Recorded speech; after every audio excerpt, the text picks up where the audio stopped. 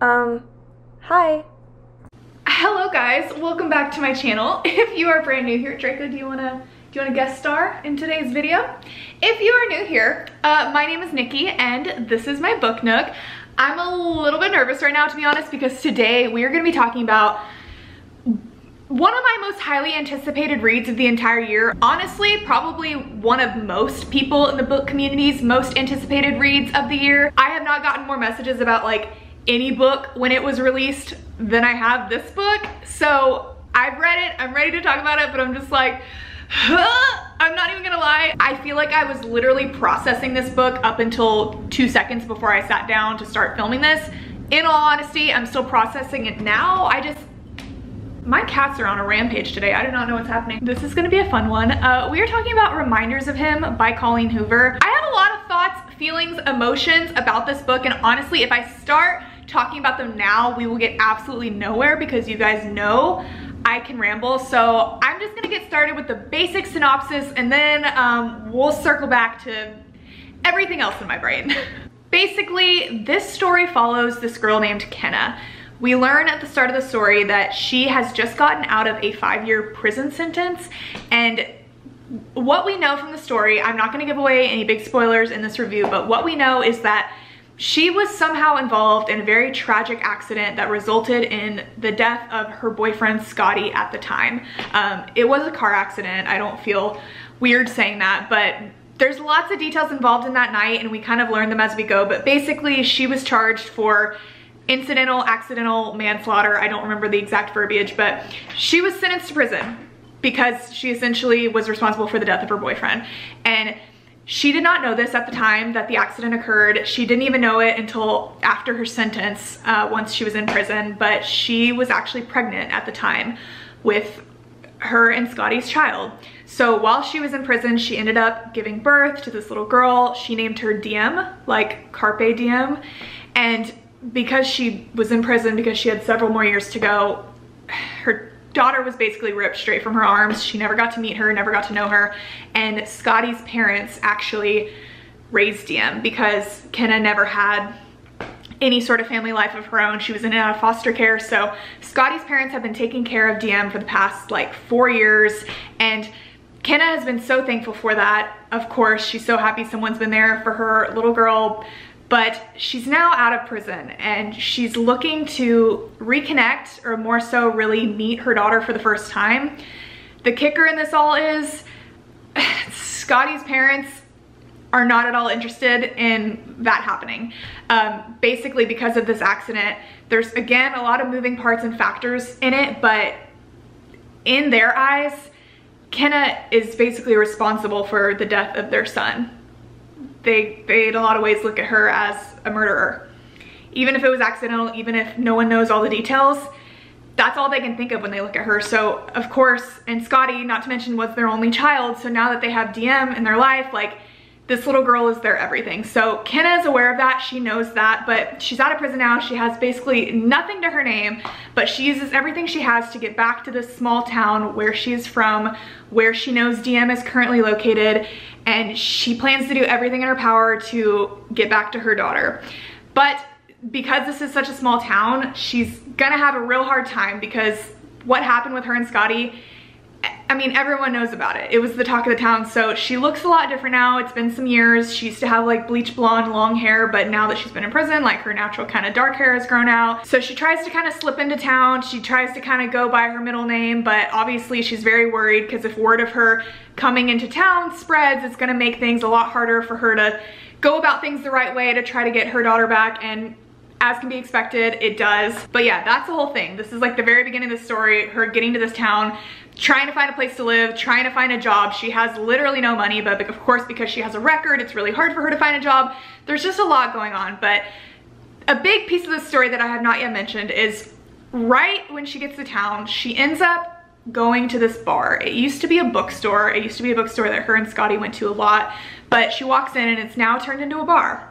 And behind the counter of the bar is this very attractive man, as always, right?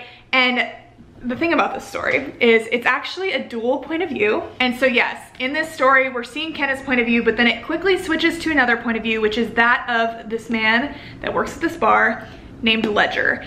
And him and Kenna are immediately intrigued, attracted to each other. But again, Kenna's main focus is getting her daughter back. So it's very much like she doesn't know how to feel about this situation. And in typical Colleen Hoover fashion, we end up learning right away, very quickly, that Ledger actually has a very important connection to Kenna's late boyfriend, Scotty. And in that, also a connection to her daughter, DM. So Kenna ends up realizing this, but Ledger has absolutely no idea. And that's how the story starts out. And from there, it's just kind of like a bit of a wild ride of freaking emotions and just Kenna trying to get her daughter. Okay, you know what? I'm gonna go straight into my thoughts now. I'm not gonna give any spoilers, but I just need to generally talk about this book and talk about the author that is Colleen Hoover.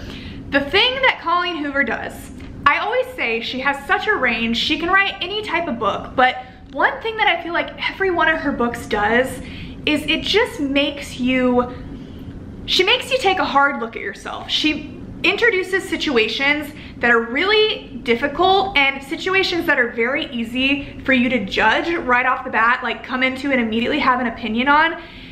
And I feel like I can be like a very judgmental person about like looking at situations like, oh, you should have done this. Like, are you serious? Like, I would totally feel this way about this. She puts you in these situations and she makes you form an opinion, but then she spends the entire book slapping you in the face, being like, your opinion is not always right. There's always multiple sides to every story. Nobody's perfect.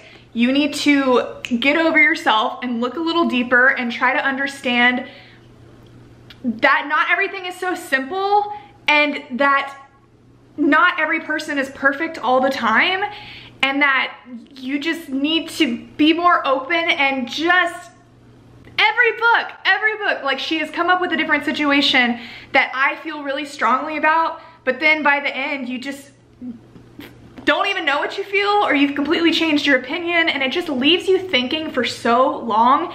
And the situation within this book was so difficult and so like heart-wrenching. It was just a horrible situation because it's like, obviously you have this woman that she's a mother. Like, she gave birth to this child when she was so young. She was like 21, and she's been without this child for like 5 years.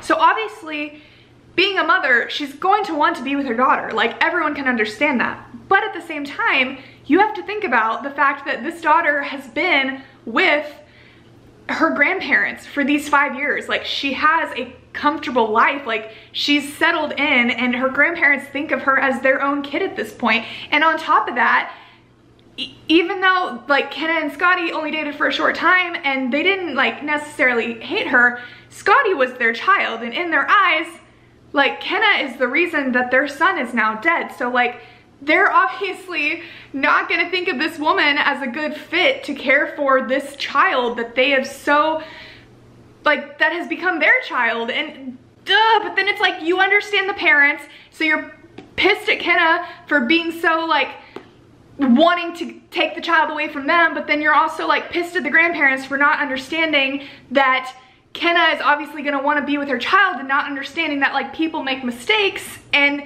you're also pissed at Ledger, who's in between the situation of it all, going back and forth, that has this connection to DM and to the grandparents, but also has formed this new connection with Kenna.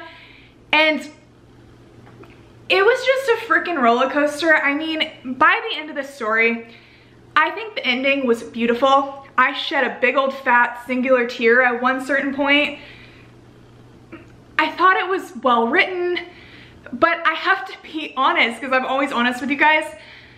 I spent like 96% of this book, that might be a little drastic, let's say 86%, in just pure anxiety. Like, this book hurt me. Like, it screwed with my head. I just felt such like anger and sadness, and just the whole situation of this book was just so shitty, and I felt so bad for every single person involved.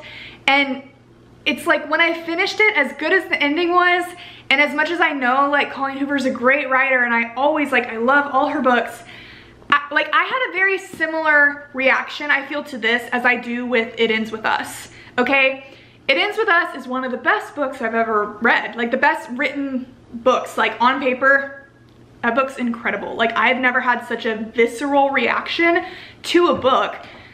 But at the same time, when people say that that book is their favorite, I have to like take a step back for a second, because I'm like, dude, that book like destroyed me. Like, I was distraught over that book for days. Like, I still think about it and get nauseous. And I kind of feel really similar about this book. Like, I just spent so much of it anxious, worried about what was gonna happen, like knowing that it all was gonna come to a head, and just being upset at everybody and angry at everyone, but also understanding. But I think that was the point of the book. I mean, like I said, it's to show you that not everything is so simple, and everyone has a side to the story, and we should all be a little more gracious and give each other a chance, and, you know, put others before yourself and step out of your own feelings. And did anything I say just made sense? Like, I don't know what to rate this book, because it was good, but also like, I don't have a desire to reread it anytime soon, because it was such a freaking roller coaster of pain and stress for me. But the end was really beautiful, and the guy in this book had some various moments that I really liked. But if I'm being honest, like, it's not one of my favorite Colleen Hoover books, and I think if it was by a different author, I wouldn't be trying as hard to be obsessed with it. And that's what I have to say. I feel like I've seen so many people that love this book, and they've been giving it like 1,000,000 stars out of 5, and a lot of people have said it's their new favorite Colleen Hoover book ever, which, like, power to you. I mean, I flew right through it. I got it on Tuesday. I've never opened a package quicker. I read it in like a day and a half. I needed a lot of time to process it afterwards, and like I said, I feel like I'm still processing it. But yeah, those are my rambly thoughts on this book. If you guys have already read it, I would love to hear your thoughts in the comments. Maybe I'll feel differently about it in a week. Honestly, I feel like I keep going back and forth. Like, I talk to someone that loves it, and I'm like, oh yeah, that part was really good. And then I talk to someone that feels kind of like iffy on it, and I'm like, yeah, I'm just all over the place. And at this point, I'm just rambling. But yeah, thank you guys so much for watching. I'm gonna need Colleen Hoover to let us know an idea, at least, of when her next book is gonna be coming out, because I'm gonna continue to buy every single thing she writes. Like, she cannot do wrong in my book. I think she's one of the most incredible, inspiring writers to ever exist. Like, she literally inspires me every single day, and I think she's the most genuine person on social media in the author universe. I don't know. She's fantastic. You guys are fantastic. Happy Friday. I hope you have a great day. Thank you so much for watching, and I will talk to you very soon.